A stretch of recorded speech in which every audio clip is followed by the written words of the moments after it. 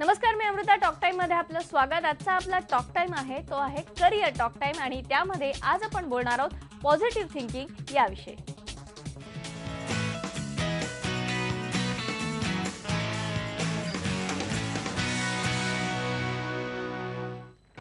आणि या positive thinking विषयी तुम्हाला जर काही प्रश्न असतील तर ते तुम्ही आम्हाला विचारा आणि त्याची उत्तरे देण्यासाठी आपल्या सोबत आहेत मोटिवेशनल स्पीकर केतन गावंड आपल्या स्टुडिओमध्ये आहेत. IBN लोकमत मध्ये केतन, स्वागत तुमचं. खूप वेगवेगळ्या विषयांवरती जर तुम्हाला प्रश्न असतील तर आम्हाला फोन करा आणि त्यासाठी आमचा नंबर आहे 022 6689 9263. गप्पांना आपण सुरुवात करूयात. पॉझिटिव्ह थिंकिंग ही गोष्ट खूप महत्त्वाची आहे आयुष्यातल्या प्रत्येक टप्प्यासाठी आणि जेव्हा करिअरच्या विषयी ही गोष्ट येते त्यावेळी तर ही आणखीन महत्त्वाची असते.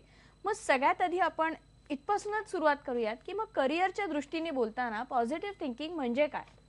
ओके, चांगला प्रश्न आहे.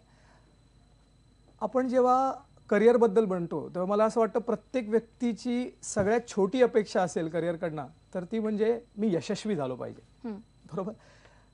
आणि सगळ्यात मोठा प्रॉब्लेम म्हणजे आपल्याकडे करिअर सुरुवात करताना आपण यश म्हणजे काय हेच ठरवत नाही. ओके, मला लहानपणीपासून ज्या 2 व्याख्या माहिती आहेत यशाच्या त्या मी तुम्हाला परत सांगतो आणि मग तिकडनं आपण पुढे जाऊ.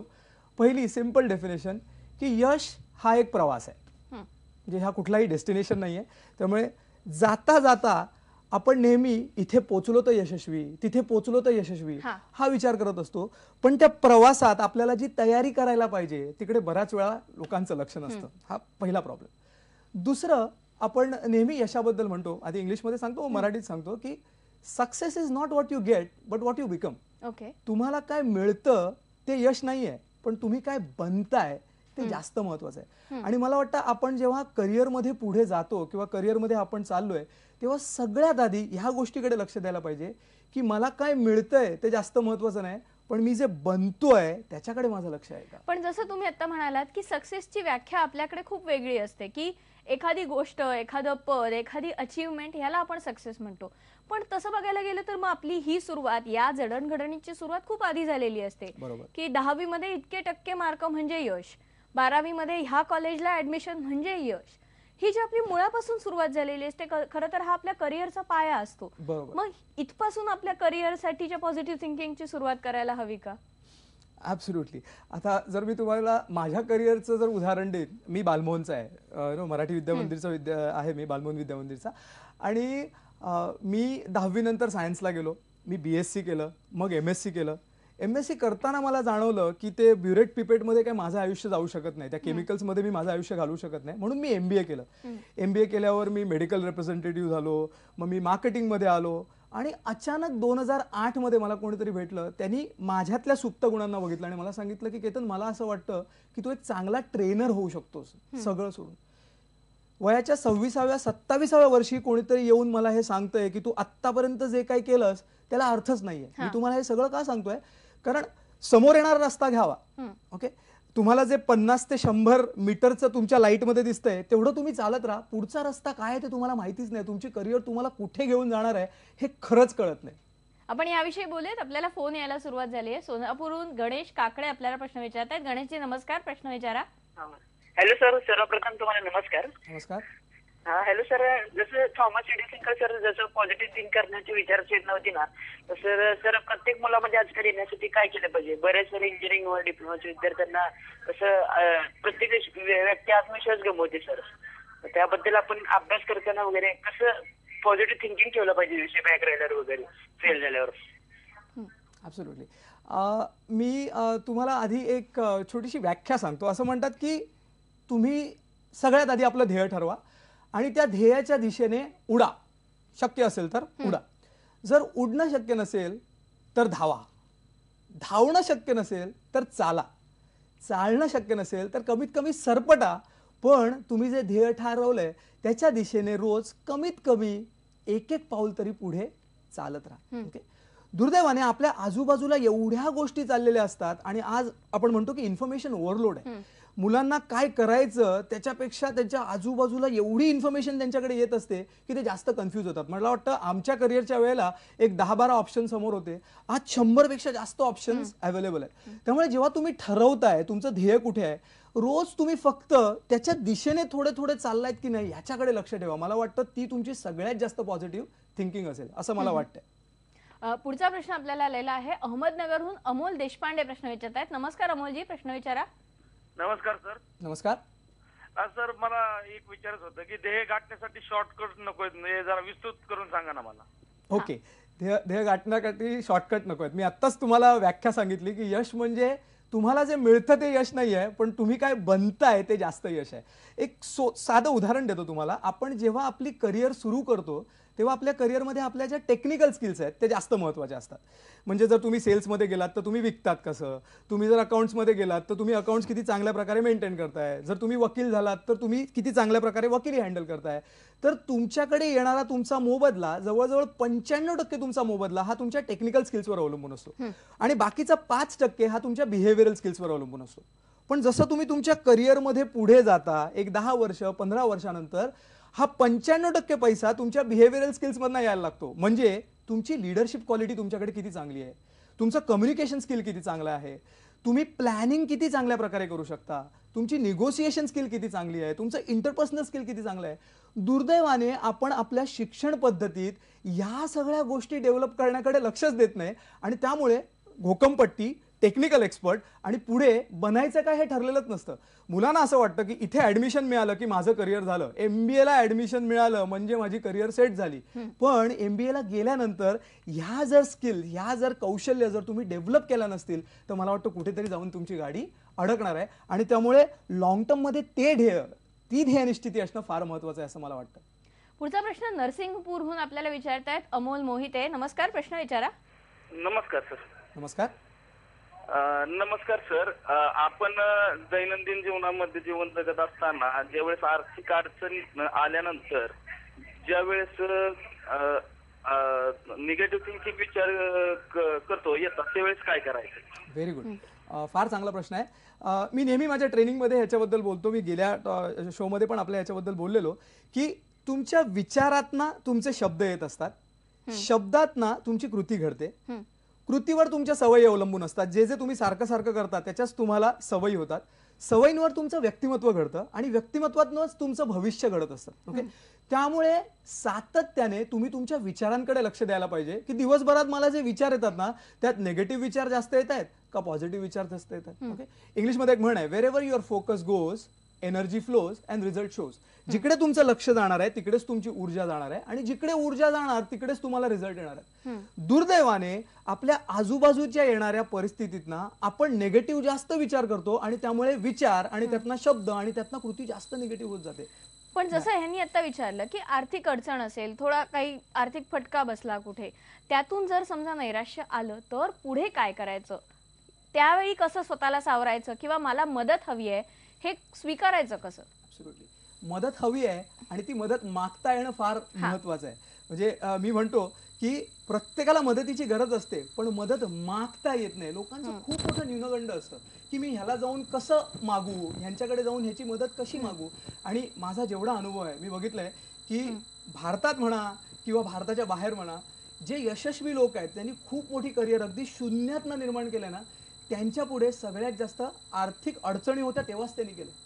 यश आपल्याला काहीच शिकवत नाही दुर्दैवाने. जेव्हा अपयश येतं, जेव्हा अडचणी येतात ना तेव्हा 2 पावलं मागे जाऊन आपण विचार करतो की काय चुकलं, काय बदलायला हवं, कुठे काय बदलायला हवं, कोणाला भेटायला पाहिजे, कोणाला मार्गदर्शन घ्यायला पाहिजे. हे अडचणीत आणि अपयशातच येणारे प्रश्न. म्हणजे नकारात्मक विचार थोडेसे थांबवण्याचा स्वतः प्रयत्न केला पाहिजे. मदत हवी आहे आपल्याला हे सुद्धा ऍक्सेप्ट करायची कुठेतरी गरज आहे. या सगळ्या विषय आपण बोलणार. तुम्हाला जर काही आणखी प्रश्न असतील तर आम्हाला फोन करून विचारा. 3 वाजेपर्यंतचा वेळ आपल्याकडे आहे. एक ब्रेक घेऊन पुन्हा येऊयात. पहा फक्त IBN लूपमध्ये.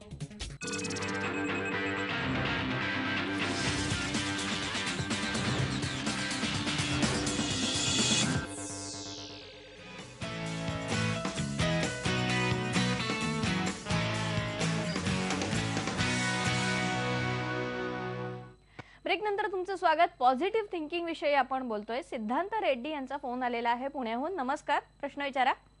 नमस्कार सर. नमस्कार. सर माझा प्रश्न थोडासा लेंदी आहे, मला थोडा वेळ आहे तुमचा. सर मी आधी 12th कम्प्लीट केलं, नंतर डिप्लोमा आणि नंतर इंजिनिअरिंग. माझं IT मध्ये सगळं ग्रॅज्युएशन कम्प्लीट झालेलं आहे. ओके. पण बेसिकली मला अगोदरपासून जो इंटरेस्ट होता तो स्टेज ऍक्टिव्हिटीज मध्ये, सेमिनार, अँकरिंग वगैरे अशा सर्व गोष्टीमध्ये मला इंटरेस्ट होता. पण प्रॉपर गायडन्स नसल्यामुळे मी इथपर्यंत आलो. ओके. त्यानंतर मी जॉब केला एक वर्ष, पण नंतर तो सोडला. आता माझा स्वतःचा बिझनेस आहे पार्टनरशिप मध्ये. ओके. पण माझ्या मनाला तीळ मात्र समाधान नाहीये. फक्त हे सर्व जे काही होतंय ते फक्त गायडन्स असल्यामुळे मला असं वाटतं की मी अशा फील्डमध्ये राहावं जिथं माझं एक सेक्टर आहे, माझं स्किल आहे, त्याचा मला प्रॉपर युज करता यावं. भले मला त्याच्यात प्रॉफिट तितका नसला तरी याबद्दल तुम्ही थोडंसं मला गाईड करू शकता. कारण की मी गेले जवळपास 1.5 ते 2 वर्षापासून फुल डिप्रेशन मध्ये फक्त या गोष्टीमुळे की मला जे हवंय ते मला घेता येत नाही का मिळवता येत नाही म्हणून. बरोबर आहे. मला वाटतं मी योग्य माणूस आहे तुमच्या या प्रश्नाचं उत्तर द्यायला. कारण माझी करिअर जशी सुरुवात झाली आणि ज्या गोष्टी करिअरनी माझ्यासमोर आणल्या, तर मी ऑर्गॅनिक केमिस्ट्रीमधनं MSc करताना मला असं वाटत होतं की PhD करूया, डॉक्टरेट करूया आणि आयुष्यभर केमिकल्समध्ये जाऊया. पण नंतर कुठेतरी जाणीव झाली की नाही, आपण नाही हे करू शकत. मग मी MBA मध्ये आलो, मार्केटिंगमध्ये गेलो आणि त्याच्यानंतर कोणीतरी मला ट्रेनिंगमध्ये आणलं. खूप चांगला म्हणजे ना ती ओळ आहे, ती मी तुम्हाला सांगतो की एकतर ते करा जे तुम्हाला आवडतं किंवा जे करतंय त्याला आवडून घ्यायची सवय लावा. ओके. आता दुर्दैवाने जगामध्ये फक्त 3% लोक असे असतात ज्यांना त्यांच्या आवडीची गोष्ट करण्याची संधी मिळते. Okay. Another very important line असं म्हणतात की when your vocation becomes your profession, life is a vacation. जेव्हा तुमच्या छंदाचं रूपांतर तुम्ही तुमच्या व्यवसायात करता तेव्हा आयुष्यभर तुम्हाला काम करण्याची गरज नाही. तुमची जी शक्तीस्थळ असतात किंवा जे तुमच्या स्ट्रेंथ असतात त्यांना वापरून तुम्ही आयुष्यात जे काही कराल तर तुम्हाला त्यात जबरदस्त चान्स मिळतो. आता ऑफकोर्स तुम्ही त्या स्टेजमध्ये नाही, त्यामुळे मला माहिती आहे तुमच्या अंतर्मनातनं कोणतरी तुम्हाला सांगतंय की हे सगळं सोडून दे आणि इथे ये. ते तेवढं सोपं नाही आहे. पण I can always give you one advice की 90% तुम्ही जे आत्ता करताय, जिकडनं तुमचं अर्निंग, तुमचं ब्रेड अँड बटर, तुमच्या रिस्पॉन्सिबिलिटी पूर्ण करण्यासाठी तुम्हाला जे करायला लागतंय ते करत राहा. पण जाणीवपूर्वक आठवड्यात कमीत कमी 10% वेळ तरी त्या गोष्टीसाठी द्यायला सुरुवात करा ज्याच्यातनं तुम्हाला आनंद मिळतोय, समाधान मिळतोय. कारण मला असं वाटतं थोड्या वेळाने 1 6 महिने 8 महिन्यानंतर तुम्ही एका चांगल्या पोझिशनमध्ये असाल, निर्णय घ्यायला की खरंच मला आतनं जे वाटतंय त्यातनं मी करिअर करून माझं आयुष्य चालवू शकतो की मागल्या वरा आणि तूच बरा ते चालू राहिलं तरी चालेल. तो निर्णय तुम्ही नक्की घेऊ शकता. पुढचा प्रश्न बुलढाण्याहून आलेला आहे. छाया कुलकर्णी प्रश्न विचारत आहेत. नमस्कार, प्रश्न विचारा. हॅलो. हा बोला. प्रश्न विचारा. हॅलो. छायाताई प्रश्न विचारा. हा माझा ते झालेलं आहे. हॅलो. त्यांचा आवाज ब्रेक होतोय. आपण परत एकदा त्यांना फोन करण्याचा रिक्वेस्ट करूयात. पुढचा फोन आलेला आहे यवतमाळहून आशिष दाणी प्रश्न विचारत आहेत. नमस्कार, प्रश्न विचारा. नमस्कार सर. नमस्कार. मी मार्केटिंग मध्ये आहे sir, medical representative. Okay. Sir actually काय होतं की जसं आम्हाला टार्गेट वगैरे दर महिन्याला असतं आणि मी जसं अचिव्हर मध्ये नेहमी कंटिन्यू म्हणजे अचिव्हरच आहे. पण एखाद्या वेळेस समजा माझं नाही झालं तर माझ्या इतका मनावर परिणाम होऊन जातो की एकदम चेहरा आहे ते सगळे, आणि घरचं संतुलन, बाहेरचं नोकरीचं संतुलन कसं ठेवावं सर. Very good. म्हणजे अपयश आलं की मला थोडंसं अपयश मला सहन नाही होत, हा मुद्दा. यालाच जोडून आपण हे घेऊयात की ही प्रोफेशनल प्रेशर्स आहेत, टार्गेटचं प्रेशर आहे किंवा एखाद्या डेडलाईनचं प्रेशर आहे, ही कशी हँडल करायची. Very nice. परत मी माझ्या अनुभवातनंच बोलतो. मला वाटतं ते जास्त चांगल्या प्रकारे तुम्हाला समजेल. मी माझ्या करिअरची सुरुवात पण मेडिकल रिप्रेझेंटेटिव्ह म्हणूनच केली. MBA केल्यानंतर मी MR होतो आणि तिकडनं हळूहळू पुढे गेलो. मी पण अचिव्हर असायचो आणि मला माहिती आहे जेव्हा एखाद्या महिन्यात आपण टार्गेट अचीव करत नाही त्यावेळेला प्रचंड डिप्रेशन येतं.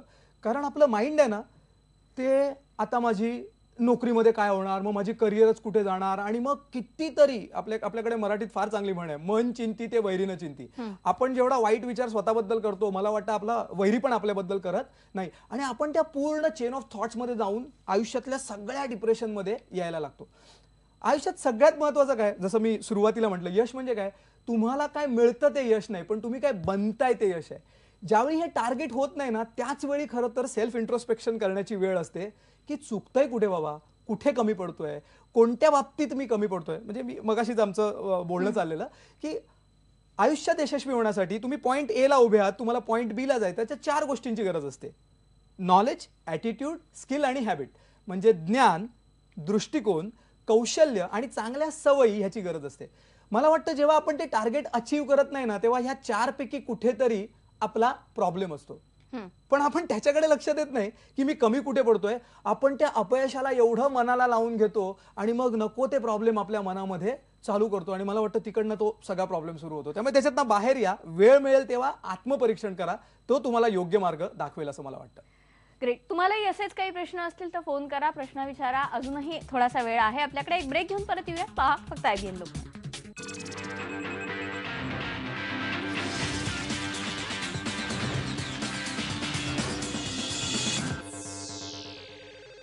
ब्रेक नंतर तुमचं स्वागत. पॉझिटिव्ह थिंकिंग विषयी आपण बोलतोय. आतापर्यंत आपण बोललो ते प्रोफेशनल आयुष्यातल्या पॉझिटिव्ह थिंकिंग बद्दल. पण अनेकदा असं होतं की प्रोफेशनल आयुष्य, खाजगी काही गोष्टी, कुटुंब, जबाबदाऱ्या किंवा आर्थिक जबाबदाऱ्या ह्या सगळ्याची सांगड घालणं खूप कठीण होतं किंवा कुठेतरी काहीतरी आपल्या हातातनं हरवतंय, निसटतंय ही भावना येत राहते. मग ह्या गोष्टींची सांगड कशी घालायची? Very nice. अगदी वेळ कमी आहे आपल्याकडे म्हणून मी अगदी पटकन तुम्हाला सांगतो की सगळ्यात आधी डिसाईड करा की अशा कोणत्या 5 गोष्टी आहेत ज्या जर मी रोज केल्या तर येत्या वर्षभरात, 2 वर्षात, 3 वर्षात माझ्या आयुष्यात आमूलाग्र बदलेल. आणि मग लगेच तुमच्या लक्षात येईल की हेल्थ, रिलेशनशिप, तुमची करिअर इम्प्रूव्हमेंट, तुमचा सोसायटीमधला बॅलन्स, या सगळ्या गोष्टींकडे तुम्हाला एक बॅलन्स देऊन जगणं गरजेचं आहे. नाही तर उद्या भरपूर पैसा आहे पण ते एन्जॉय करायला हेल्थच नाही, प्रचंड यश आहे पण फॅमिलीमध्ये तुमचे रिलेशन्स चांगले नाही आहेत, तर मला वाटतं त्या यशाला काहीही फायदा नाही. त्यामुळे तो बॅलन्स लक्षात ठेवणं फार महत्वाचं आहे. म्हणजे रोजच्या आयुष्यात त्याच्यासाठी थोडा तरी वेळ काढायलाच हवा. Thank you so much. आज तुम्ही इथे आलात आणि इतकी चांगली माहिती दिलीत. आपल्याला वेळ कमी पडलाय पण पुन्हा एकदा आपण याविषयी बोलण्याचा प्रयत्न करू.